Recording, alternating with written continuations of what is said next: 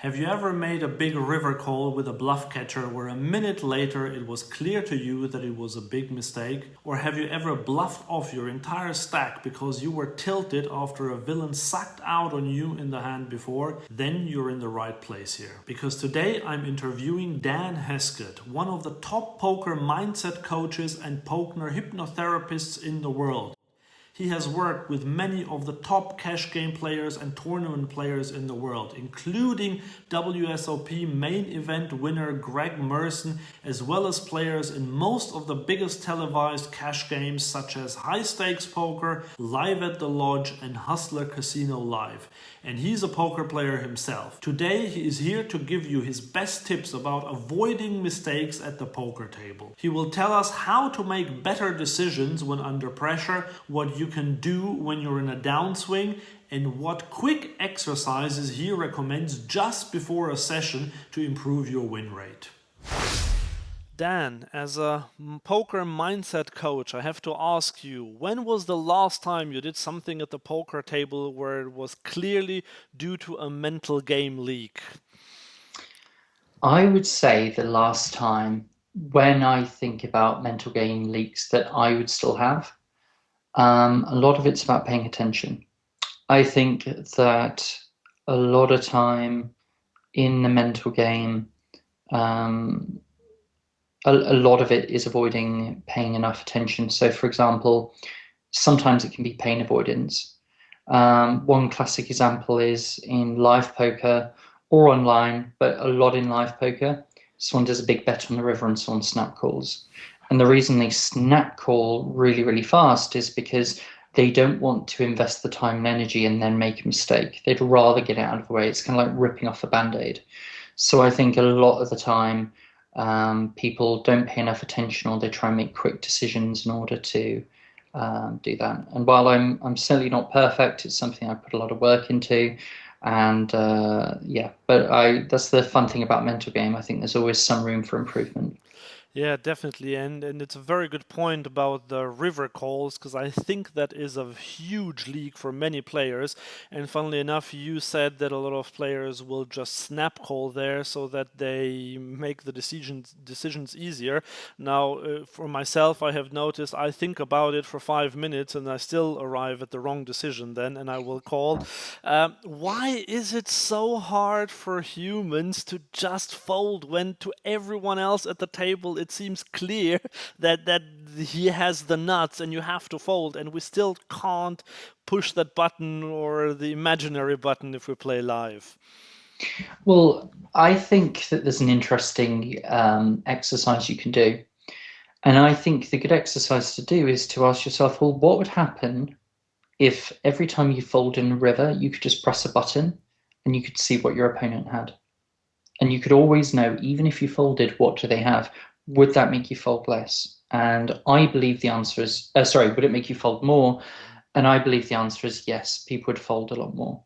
So I think a lot of it is the idea of not knowing, not wanting to be bluffed out. I think there's definitely some ego that gets involved, not wanting to be bluffed, not wanting to be pushed around is a mental game leak that I see. People want to be a table captain, and they see their way of doing that is by being aggressive, bluffing, playing a lot of pots, but also by calling down light, or making these questionable plays and not wanting to be pushed around. The way to get around that is to understand that you're not being pushed around. If they have a good hand and you're calling, you're literally playing to their hands. You're not being pushed around. You're literally helping them. And to remind yourself that it's not anyone pushing them around. It's one of two things.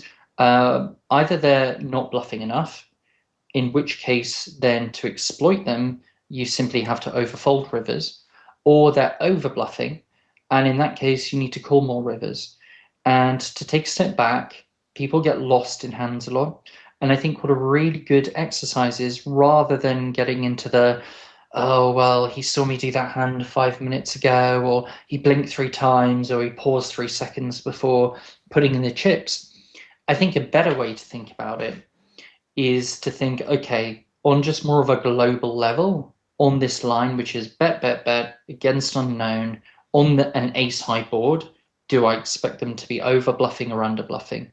And what, if they're under bluffing significantly, is this a spot where it's okay to have very, very few call downs? When I played heads up, there were spots where I'd literally get to river spots and my calling range was like almost zero. Like if they bet, they were just winning the pot. And I knew that that was totally fine. You didn't have to be overly balanced because it was a spot that was so strong, and a lot of my stronger hands that, could potentially call there would have just taken a more aggressive line. So I think it's understanding that you're being paid in poker for being patient and for being disciplined.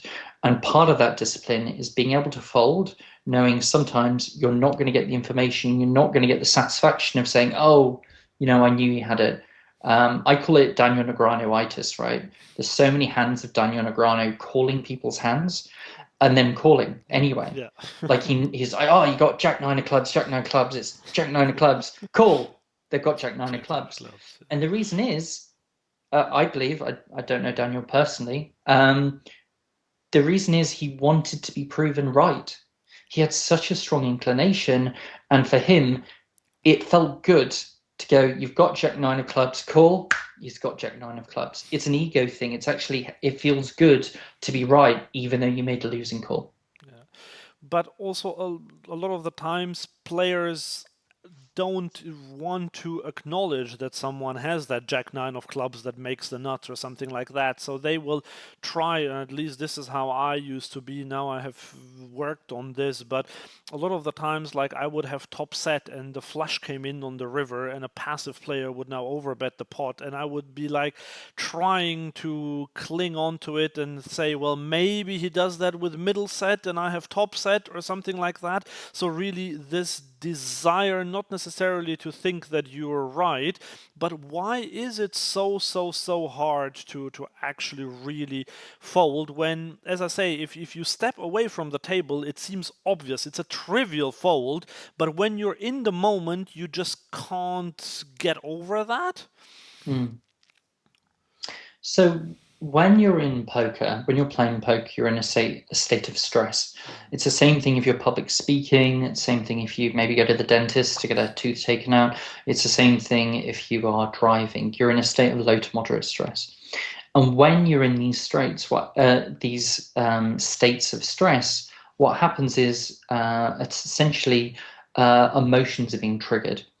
And these emotions, when they're coming up, it could be fear, it could be frustration, it could be looking down your stack and knowing that if I fold now, I've already lost, half my stack, or I'm already down 200, or I'm only playing for another hour or something, and I want a chance to get it back. So there can be things going on that make it more difficult. And this is really what I do with being a mindset coach and a hypnotherapist. It's about removing that. So like you said, if you're not in a hand and you're on the rail or you're watching a hand that someone else played, it's easy to go, yeah, but he never does that with bottom set. Or if he does it such a tiny percent of the time, and it's literally one combo versus all the other possible flushes. And, what hands would he need to be bluffing with to even make this call, break even?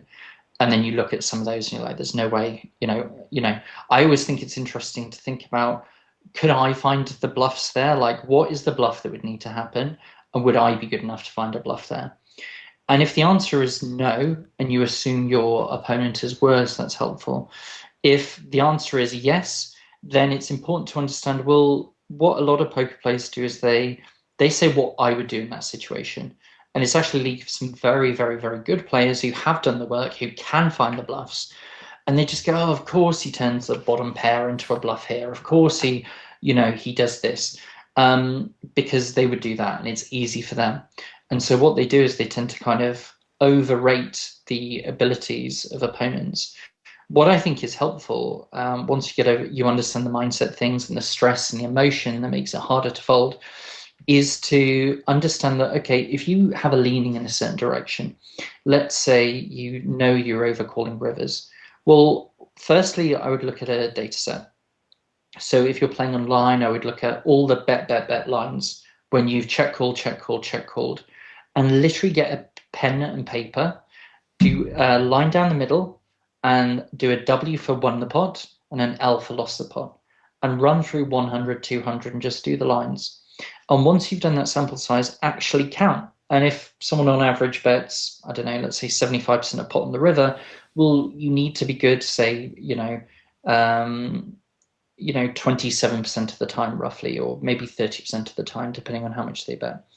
And actually look at it. And a lot of times just going through that, people go, oh yeah, the bet line, they were bluffing like 15% of the time or something, or the check raise bet line. And so once you just literally look at the numbers, that could be helpful. But in terms of understanding the emotional side of things, the tip that I would give is understand you have a certain leaning. And if you understand, well, my difficulty is I call too much on the river, like you mentioned, Andreas, then I would say, okay, so that means that when you think it's close, and it's close, and you think for 5 minutes and you call, that means that you're wrong more often than you're right. And what you're doing there is you're talking yourself into making a play, which, in many player pools historically isn't good against a population. So a good way to do that, if your goal is to start calling rivers less, is to go, okay, if I get to a close spot and it feels close, I'm going to go on the nittier side. So if you know a weakness is calling too much in rivers, that's great. Next time it's close and you think, it's close, but maybe I call, then you go, actually, it's close, but I'm going to fold. And by making that simple change when it's close, you cut out all of the kind of murkier spots, and then you're left with spots where you think they're over bluffing, or you have a strong bluff catcher, and maybe you catch even some of their value hands. And that tends to make it quite a bit easier. Okay, yeah, that definitely makes sense. And is there a tip how you can reduce that stress in the moment? Because you said it's a stressful situation there on the river. Are there any techniques, like quick things that you can do, like taking deep breaths or so, to get away from that stress for a second?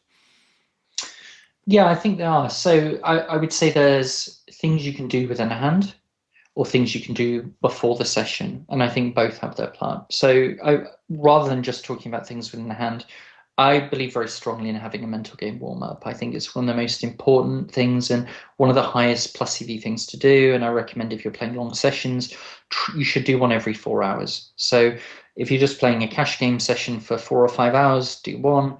If you're playing, say, a long tournament session and maybe you're playing for 10 hours, I recommend doing one in the morning and then one in the mid-afternoon.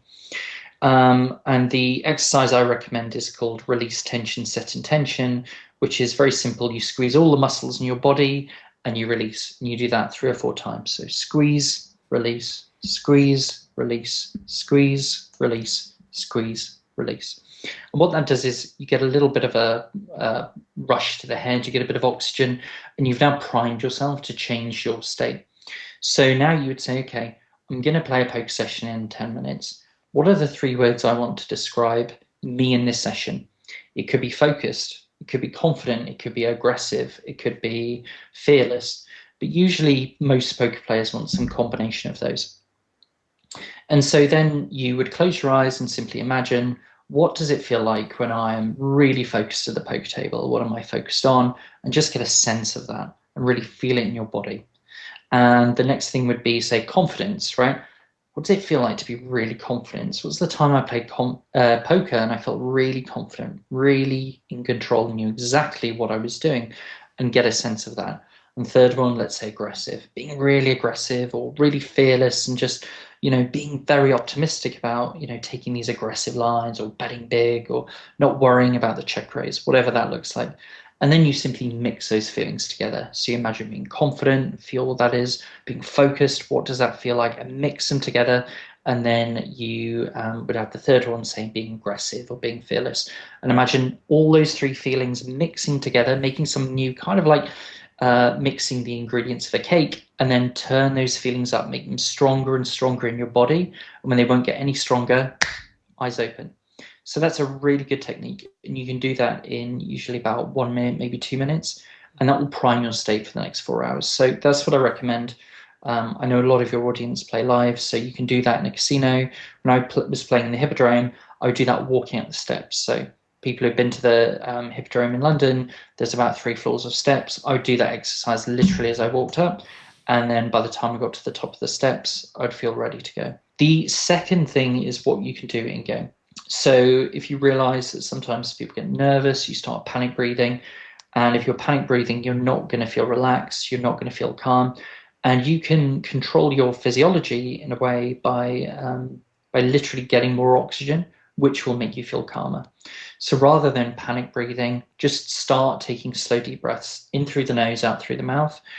And for that, what a really good exercise is just to take a breath for, say, 5 seconds, hold it for 3 or 4 seconds, and then breathe out for 7. And then repeat that 3 or 4 times. What that does is it gets a lot of oxygen, so it makes you feel calmer, more relaxed. And so, if that takes, 12, 15 seconds for one round of that, right? 5 seconds in, hold for 3, out for 7, that's 15 seconds.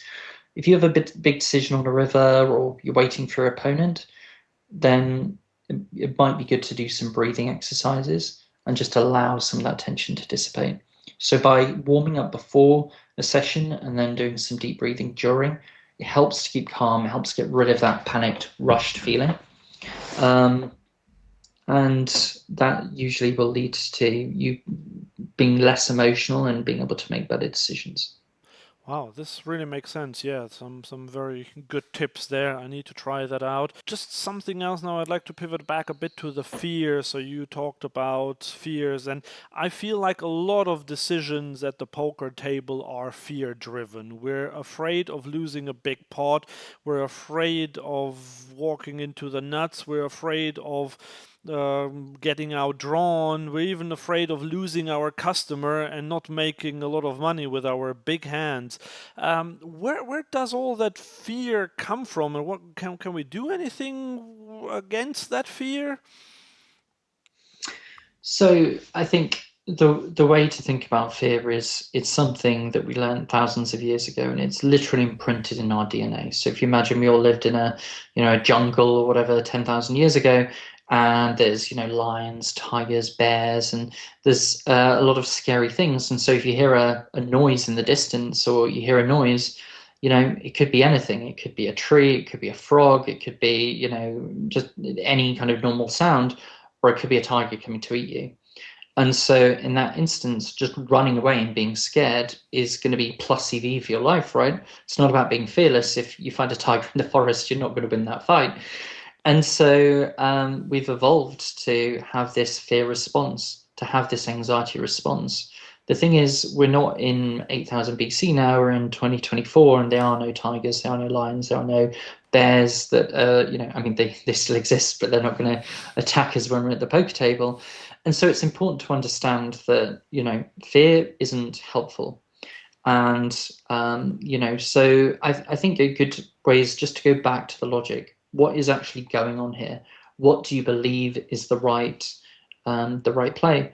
A lot of the fear can be dissipated from good bankroll management and really just understanding of, okay, what is my strategy? What are my goals? Why am I playing this session? How does this fit into an overarching plan for the month, the year, my poker journey over the next 10, 15, 20 years, whatever. So I think that's helpful. But in terms of dealing with the fear, I think some level of exposure is going to be helpful. So, the first time you lose $100 or £100 playing poker, it's going to hurt. We're not used to losing money that fast. And it's not like we bought something. We didn't buy a jumper or, a video game, or we didn't get anything from it. We just lost the money and someone else has it. So it's quite a strange feeling. I remember when I had my first biggish losing session. For me, I was 19 and I lost, I think, $300 or something like that. And I was devastated. And I was, I just had to lie down on my bed kind of in the fetal position, thinking, what have I done? And I remember years later, my biggest losing session, which was probably $6,000 or $7,000. And I'd lost that playing heads up against one of the top players in the world very, very quickly. And I felt absolutely fine. And the reason I felt fine is because I'd had so many experiences. First you lose $300, then $500, then $750, then $1,000, then $1,500, on and on and on it goes. And just in the way that a prize fighter or a UFC guy can get punched really hard in the head, and if that happened to you or I or someone that doesn't do a lot of martial arts, we'd be floored or would be out of it. But over time, you develop those emotional calluses and you get stronger, just as those boxers are able to take more blows to the head because they've developed that toughness. I think as poker players, you develop that toughness by going into by facing the abyss, by going into those uncomfortable situations. So I think it's helpful when you feel those feelings to go, okay, why am I feeling this? And reframe it as growth. So I'm uncomfortable now, and as long as it makes sense, as long as it's within bankroll requirements, you're not playing too big, and it's part of a plan, and you have the frame that either you're doing the right thing, either you're plus EV in this game and it makes sense to play, or even if you're not, this is still a step forward because you're learning, right? So if you think about it another way, let's say you're a losing player in a game, you're losing £20 an hour or something. Well, that's just like being coached. So you're going to learn a lot from playing those 4 hours, 5 hours. And on average, yeah, you'll lose £100 or $100. But the benefit is you gain some experience. And next time you'll be better and better again.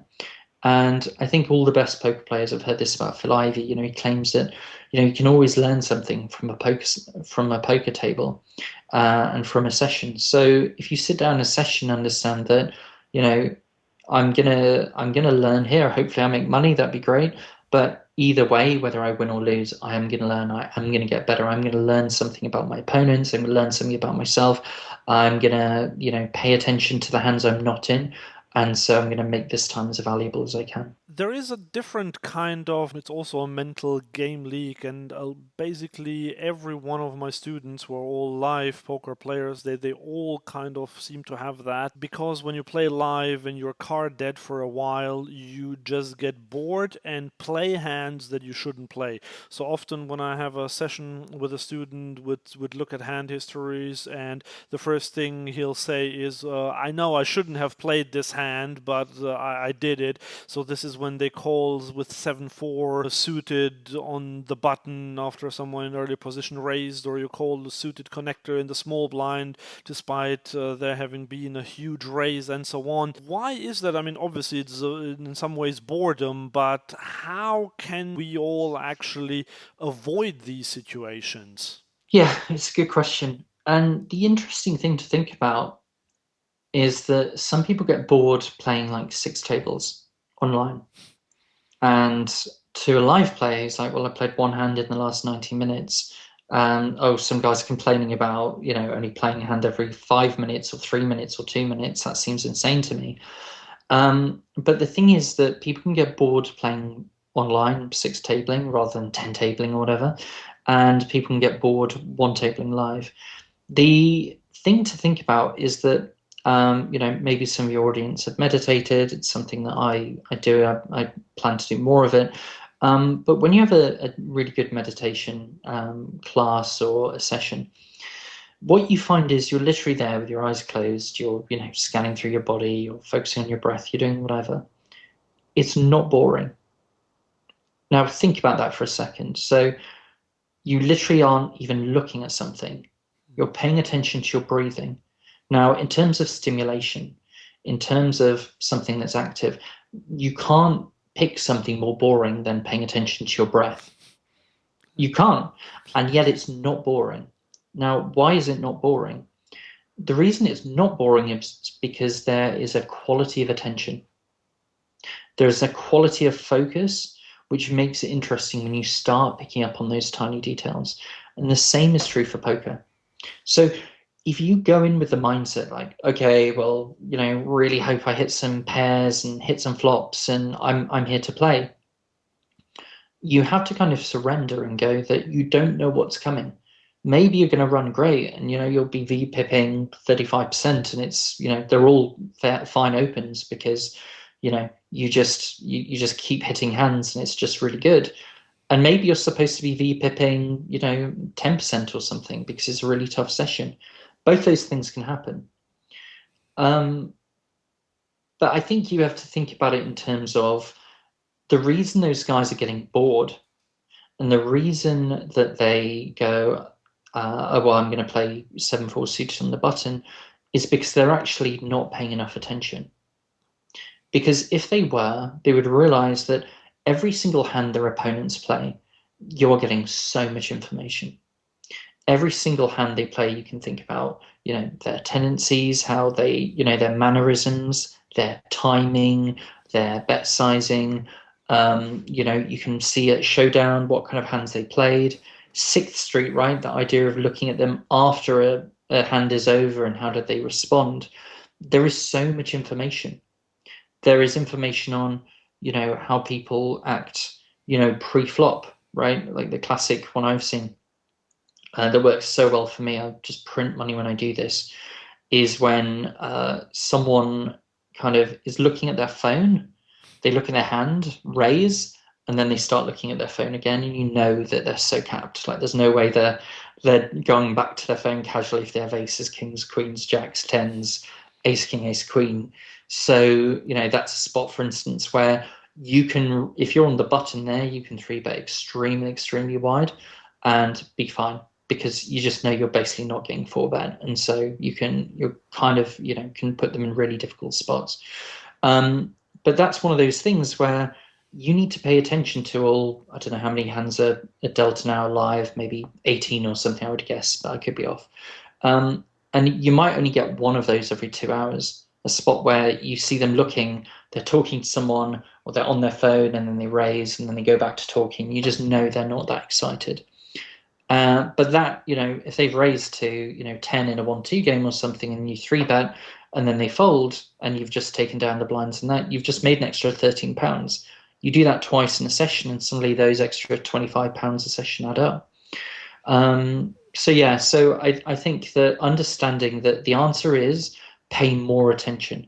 There is more stuff going on in live poker than you can possibly focus on. So figure out what the most important things are. Take notes on your phone, stay busy, and understand that you're always working. You're not there just to wait and play a hand every 20 minutes. You're there to play that hand every 20 minutes, and the other 18 minutes that you're not in a hand, then that's when the real work happens. And that's the difference between a good player who's just memorized some charts and probably has some decent poker strategy, and a great player who's able to bring the exploits and have a really, really high win rate. Yeah, absolutely. And you mentioned meditation. This is something that we all should do more of it anyway. But in terms of poker, does meditation really add some dollars to your win rate? I'm convinced it is. I've coached a lot of the top players in the world, and virtually all of them meditate. And the interesting thing is that one of the differences I see between the very good players and the outstanding players, and when I mean very good, it means, they could be playing 10-20 online or something, or even 25-50.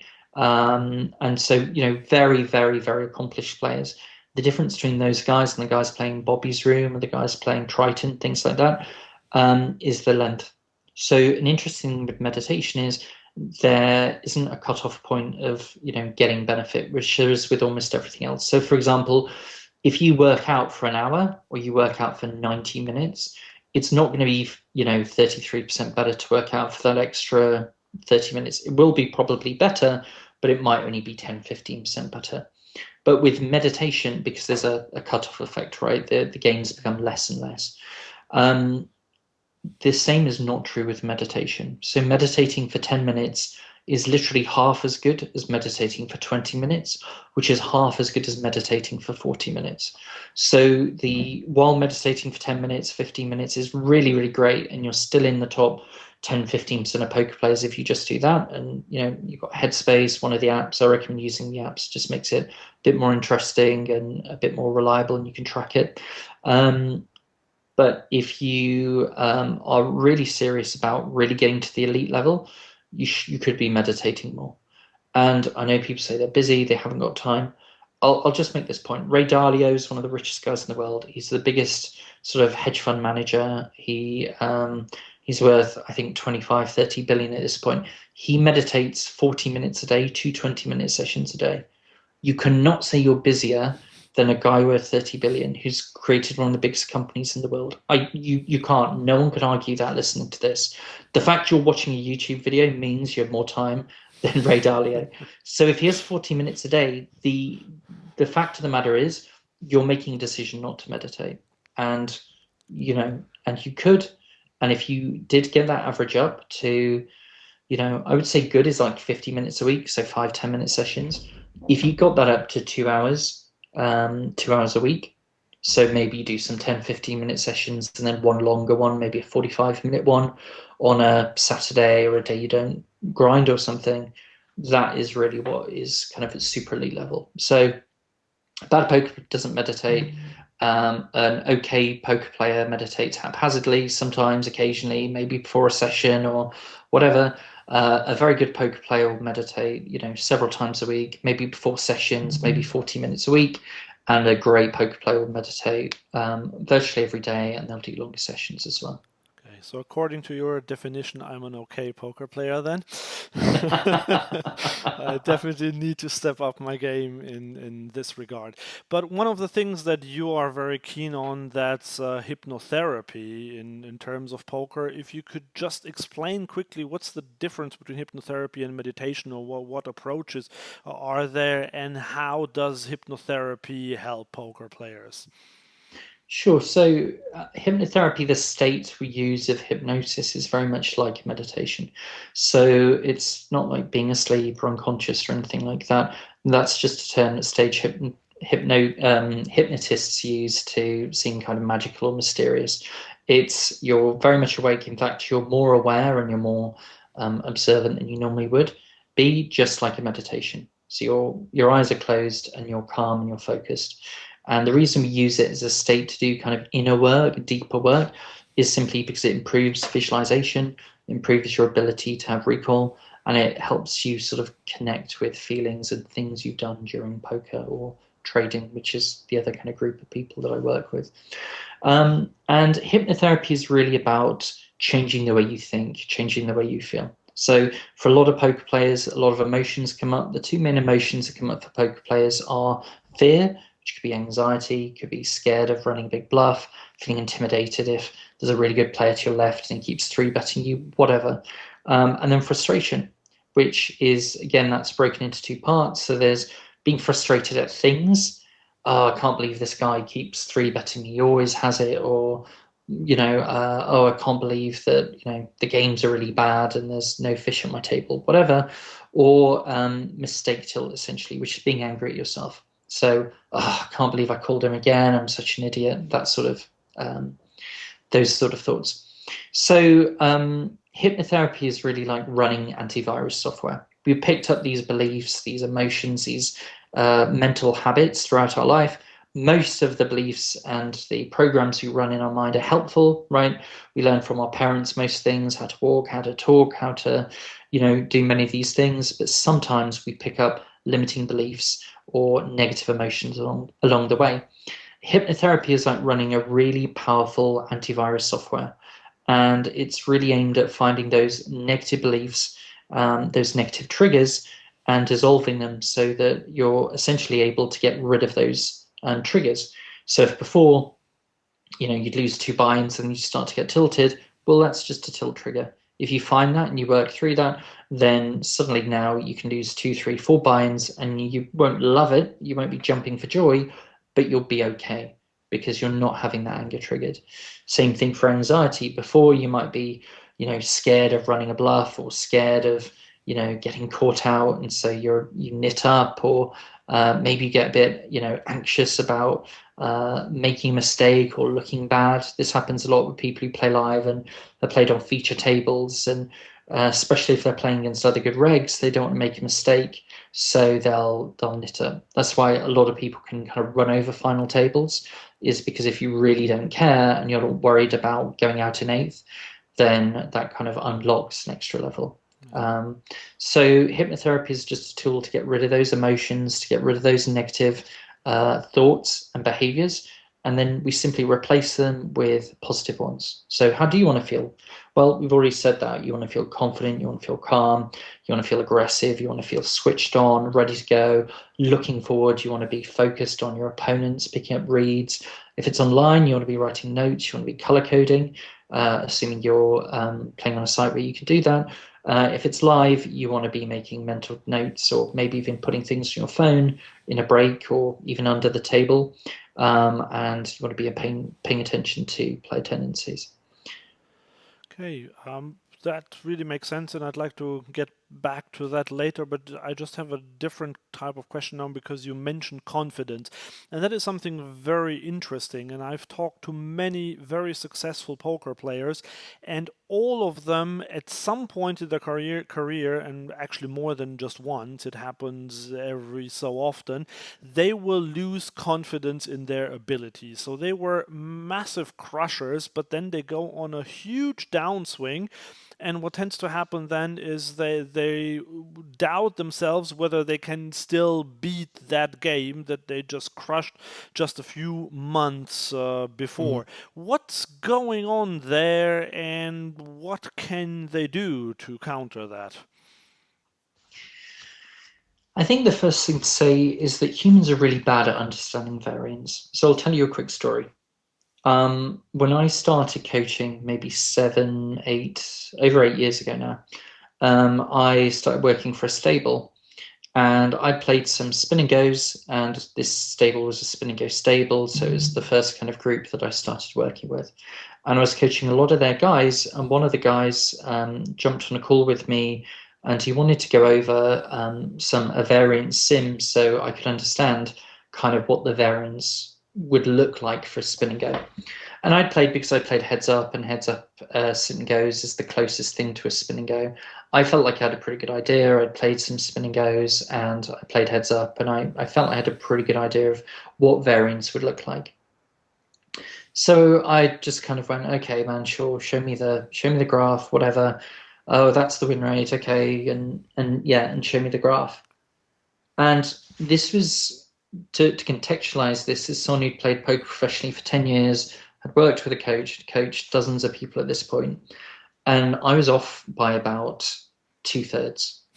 Wow. My guess was about 30 or 35% of what it actually was.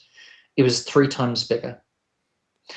And the reason I thought about this was like, I played poker for 10 years, and I know I didn't God mode for 10 years, so how do I not understand what was going on? And I realized that because so much of the time we don't, we're not spending it in the top 10 percentile or the bottom 10 percentile. 80% of the time we're in the middle 80 percentile, 50% of the time we're in the middle 50. And so what happens is it skews our perception, and it's really hard for poker players to understand variance. So I think the first thing to understand is that as much as you think you understand variance, you don't. And looking at sims and looking at those will help, but it's all very well.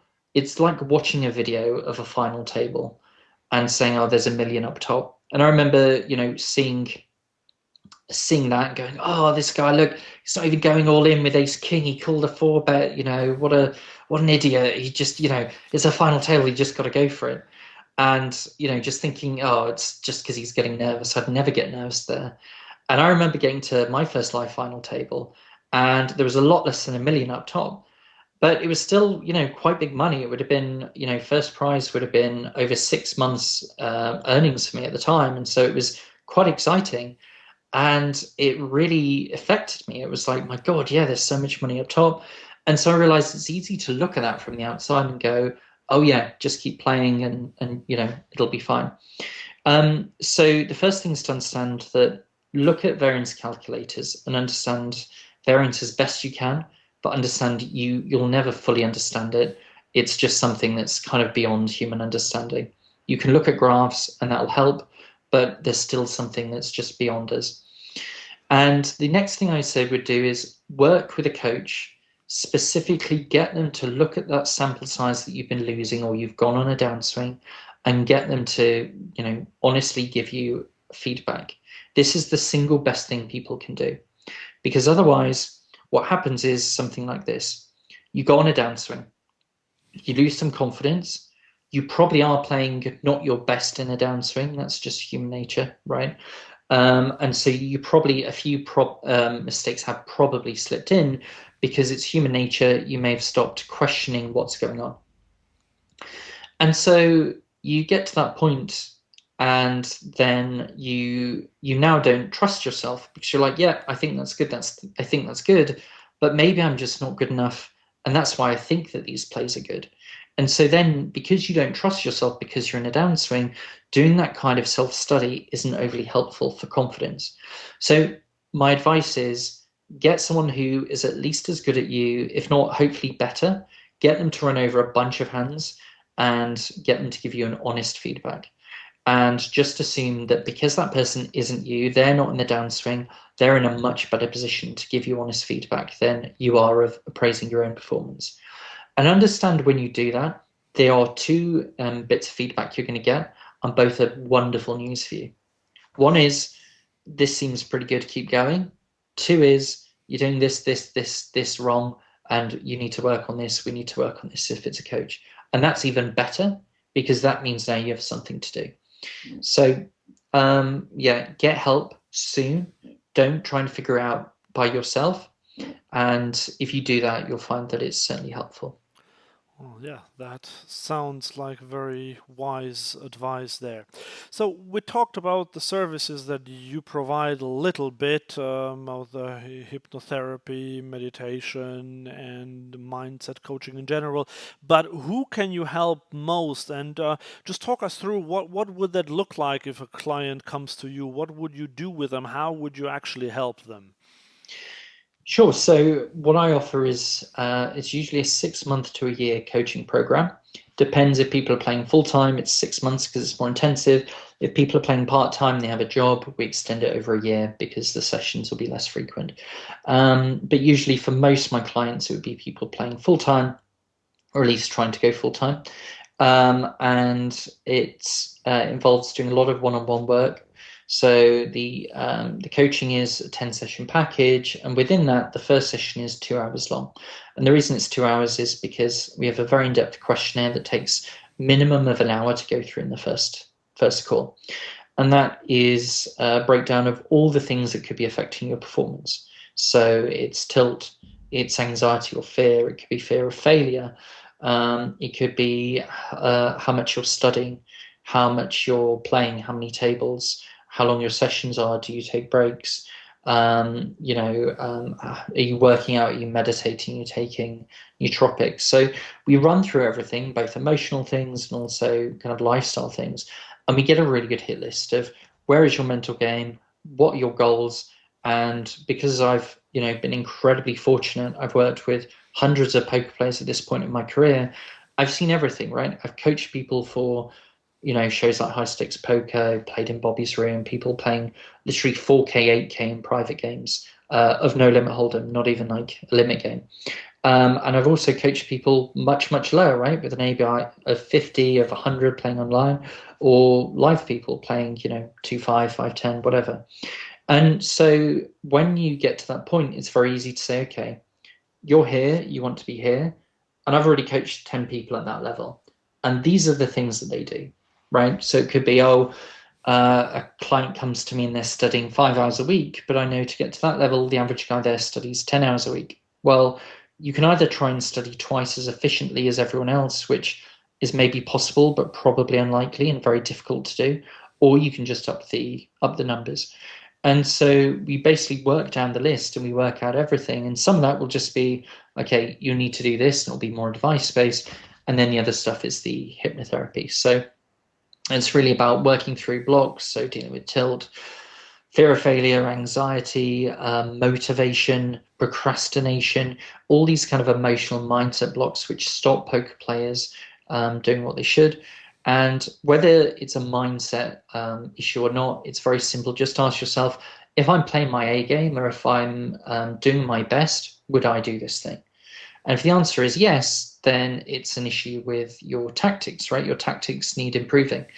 If the answer is, well, no, I know when I review that hand, I shouldn't have called that river, or I know when, that reg joined my table, I should have left because the game wasn't good anymore, but I stay anyway. Maybe that's ego protection, whatever. Then it's a mindset issue. So that's the question, and that's the question to ask. And if you ask that, usually most people realize that the higher up you go in poker in terms of better tactical understanding, the more important mindset becomes.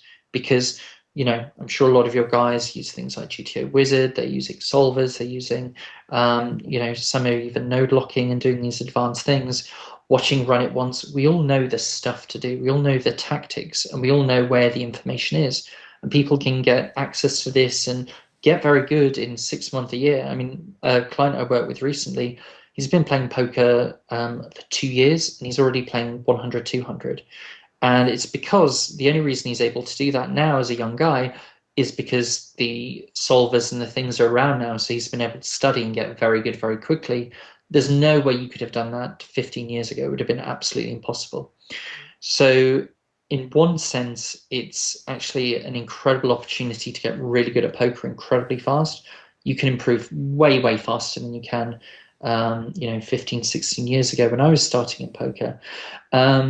But at the same time, its mindset now becomes more important, because mindset is the thing which really differentiates the people who are good and the people who are great. And if you're making mindset mistakes, they will cost more and more the higher up you go. Whereas with the tactical mistakes, normally you can understand those, you can see them in terms of win rate, and you can get coaching for those. Mindset mistakes are maybe not quite as clear. But if you find them, that's certainly where, in many instances, like a big final table, if you're a tournament player, or if you're playing cash, being able to stay calm, running a really big bluff, or making sure that you don't keep calling too many rivers, things like that, then the EV made by those plays being better adds up really, really quickly. Wow, this has really been very insightful, and I can't believe that you gave all that wisdom away for free here. So thank you very much in the name of our viewers. And just for our viewers, if you would like to get in touch with Dan, I will leave a link in the description below where you can then see what he has to offer if you're interested. And so thank you very much, Dan, for being here, for telling us all these nuggets of information. And all the best at the tables wherever you're going to play soon. Thanks very much, Andreas. We need to have a live session in London next time I'm there. I'm going to hit you up. Definitely. Let's see if we can vlog that one and then see if I can learn something from him in terms of what to do and not to do. I'm gonna call the button with 7-4 suited just to mess with you. Yeah, You'll never see it coming. that's how it goes. That's exactly how it will go. And I'll have aces and the flop will come something like Queen 7-4 and boom.